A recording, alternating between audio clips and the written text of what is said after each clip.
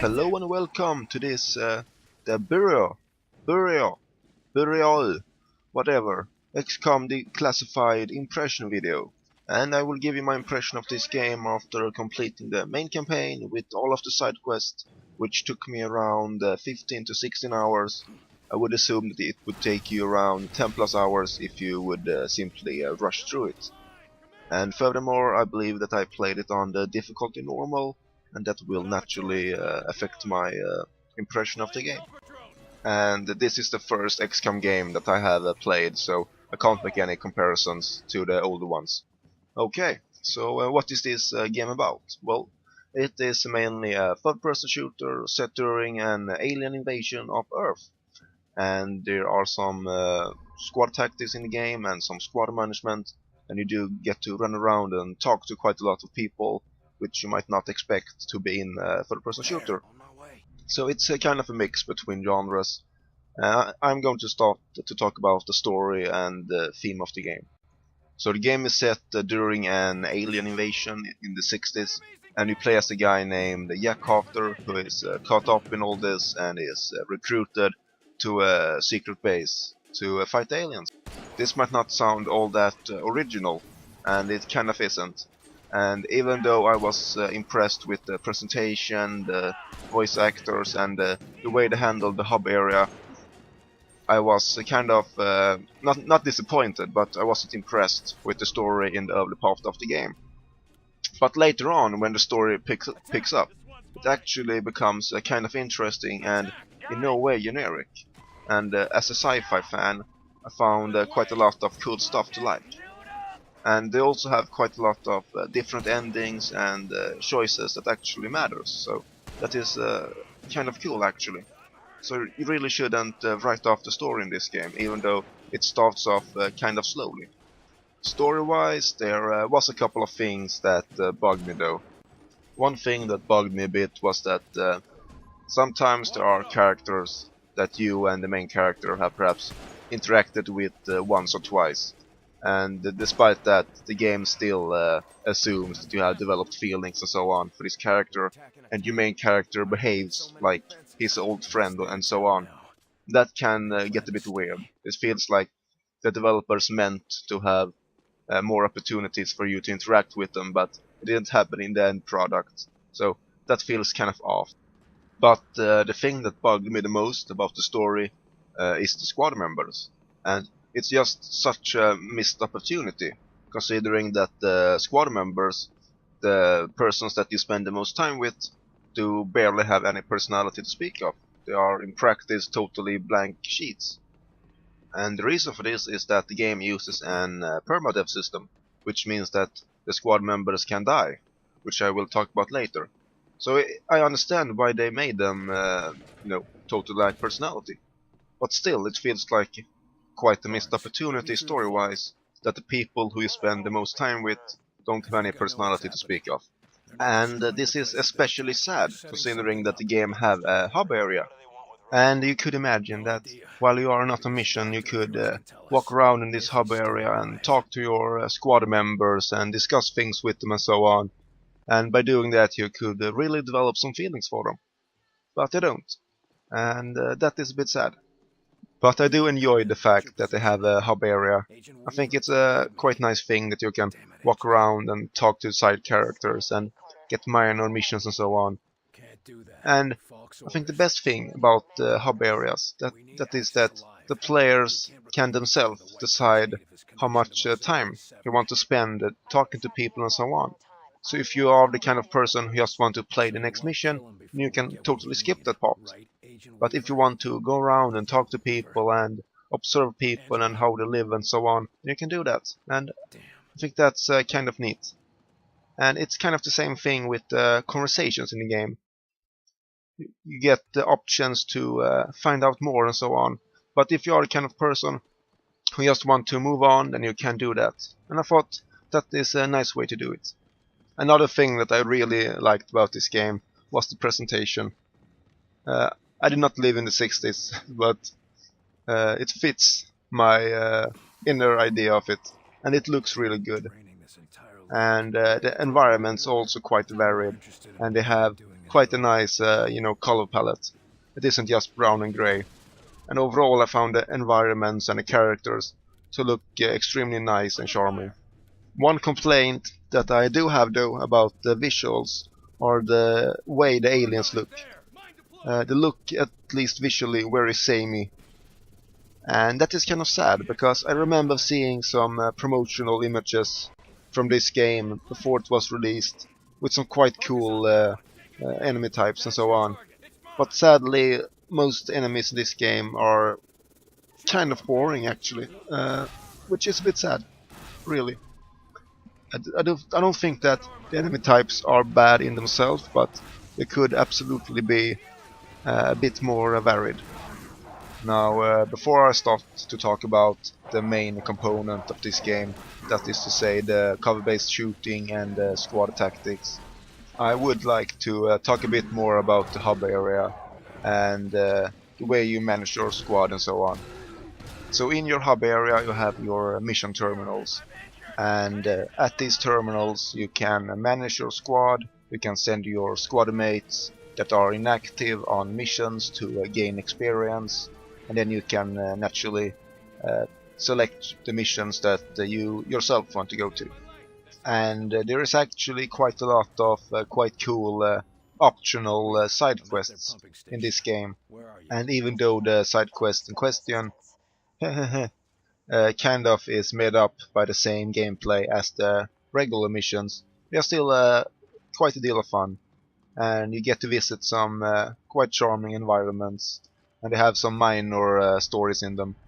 And it's also a way to get experience for your main character and for your squad. And experience is kind of important in this game. So what it basically means to level up is that you get a little bit more health, and you get to choose some perk for your main character. And ability wise, you can't really branch out for your main character. It's more like you get to choose a buff in A or B. But when it comes to your squad members, you get to branch out a little bit more. Branching out is perhaps a bit misleading, but you do at least get to choose between different skills, which is kind of cool. And as I mentioned before, you also can send out squad members you do not use on your own missions to squad missions to gain some experience, and that is a neat touch.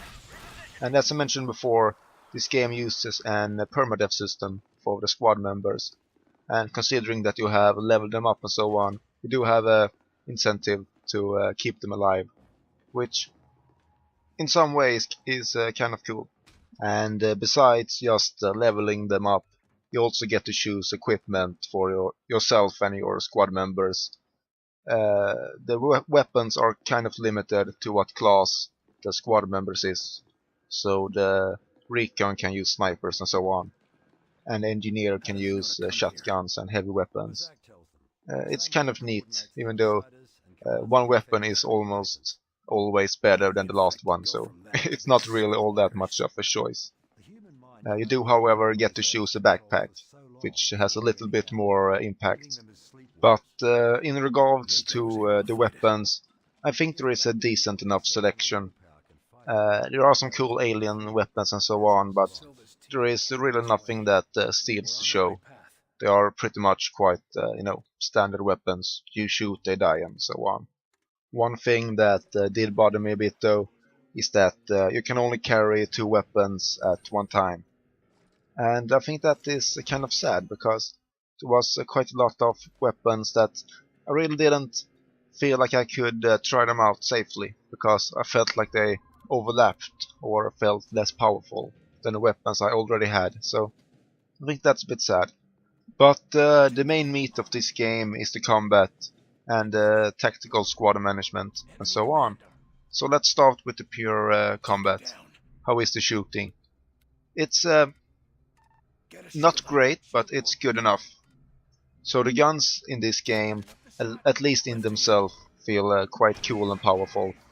But quite a lot of enemies in this game are a bit bullet spongy, and even the weakest enemies can take quite a few hits. and this makes the guns feel not as powerful as perhaps they should. And the game do have some big guys who can take a lot of hits, and they are a bit too bullet spongy for my taste. One weird thing about the guns is that I often found myself not having a whole lot of ammo, and that is even though I ran around and scavenged quite a lot at the maps. Perhaps it was just me being bad and perhaps I wasted bullets and so on, but I found that a bit odd. And especially so if you start the mission and your main guy only carries like 15 sniping rounds. You know, that's a bit odd. But one big important thing to mention about the combat is that this is really not a game where you are running around and flanking too much and killing people at a close range, because you die extremely fast in this game, even at the normal difficulty. And it can be a bit of a pain to get resurrected, so you will probably want to stay alive as much as possible. And another odd thing related to this is that your melee attacks are extremely weak. And I'm not saying that I expect you to run around and one-shot enemies with your melee, but I do believe that at a close range you should be able to pick guys off with at least a couple of punches. Because if you have to punch a guy like 10 times before he falls down, it feels a bit underpowered. One thing that I found to be quite cool though about the combat was the enemy variety. And I know that I mentioned before that the enemy variety visually was quite limited, but gameplay wise do have quite a lot of different types. And I thought it's kind of cool, and you do, you know, use quite a lot of different science fiction related abilities, which is also quite neat. Hit it hard. One thing that I thought was quite great though is the enemy variety. And I know that I previously mentioned that the enemies, at least visually, was quite unimaginative and repetitive. But gameplay wise, even though there aren't anything, you know, Jesus Christ, this is amazing, but it's quite cool, and it's a very decent enemy variety, and you have quite a lot of different enemy types who behave differently and have their own special abilities and so on. And while I am talking about special abilities, let's jump into the squad tactics side of things. So you control yourself naturally and the two squad members with their own personal abilities and so on, which is kind of cool, and you have this a way to slow down time and issue orders and issue who to use which abilities and so on. So the abilities themselves aren't, you know, hugely imaginative, but they do work good enough. You can throw out mines and turrets, and you can take over enemies and lift them up in the air and so on and so on. And they work quite well, and you really have to use them in the gameplay, otherwise you will be totally slaughtered. So I thought that was kind of nice. And even though they aren't extremely tactical or anything like that, they still give the combat a bit more depth to it, and it gives the combat some variety, which it really needs, considering the length of the game. Now about that permadeath system for your squad members, I was a bit undecided about how I felt about it before I played the game. But the thing about the system like this is that if you have permadeath, then the system and the controls and the gameplay and all of that really needs to feel tight. It needs to feel like you fucked up, and that's why your squad members died. And that's the thing about this game. That's not always the case. The problem in this game is the squad AI, and your squad members sometimes do quite stupid and dumb shit. And they get themselves killed and hurt, and you need to help them out, and you need to rush out and resurrect them and so on. And it's safe to say that it can get a bit annoying. Now, to be fair, I should mention that I'm the kind of guy that if one of my squad members died, then I restarted the last checkpoint. And I didn't have any squad members die until the very last fight of the game. But I did end up with a huge amount of high level squad members, so I could probably have let a few of them die without it having any impact on me or the gameplay. But still, you can't get away from the fact that you do not want to feel like you are babysitting the AI. Another thing that I should mention is that this game uses a resurrection system where you are basically immortal during the actual resurrection process.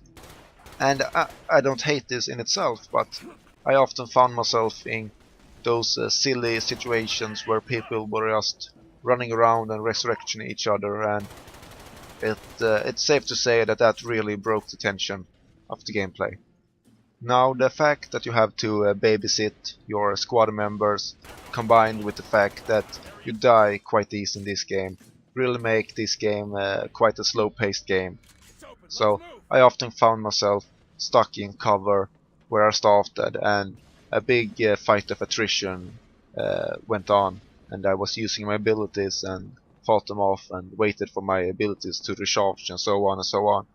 And I don't dislike this system in itself, but when my squad members fucked up or something like that, and I had to redo very long sections because of the fact that the combat is so slow paced, the combat sections really carries on. So when you have to redo an entire section, it can be a bit annoying. And especially later on in the game, there were some combat sections that really was quite long. And even though I completed them on the first try on the normal difficulty, I can imagine that if I played it on half the difficulty, then I would be really quite pissed at those sections, because just how long the sections would be because of the slow-paced combat and because of the fact that they keep throwing wave after wave of enemies at you without the checkpoint. But except for that, the checkpoints in this game are quite generous. They are often given before each fight, which I can agree on, so yeah. But overall, I found the combat in this game and tactical squad management to be okay. Even though I have some problems with it, it still, at least for me, carried the game and through the entire campaign. So I never got that bored of it, even though it got a bit repetitive at the last few hours of the game. And considering that this is quite a long game, I think that is still a good mark. So it's not terrible by any means, but it could be improved. And I personally didn't enjoy the permadeath and perhaps a bit silly squad AI. Now, I have already talked way too much, but I'm just going to add a couple of small things that I forgot to mention. So the enemies are AI-wise competent. Sometimes I found enemies behaving a bit oddly and not facing cover in the right direction and so on, but for the most part they worked okay. Another thing that I would like to mention is that the mission levels are quite linear and there isn't a whole lot to find, and there isn't much room for exploration. And the last thing I would like to mention is that I did have some frame rate problems at certain sections in the game, but I could probably have gotten away with those if I had lowered the video quality a bit. So yeah, I guess that was that. If you have got this far, then thank you for watching this video, and bye.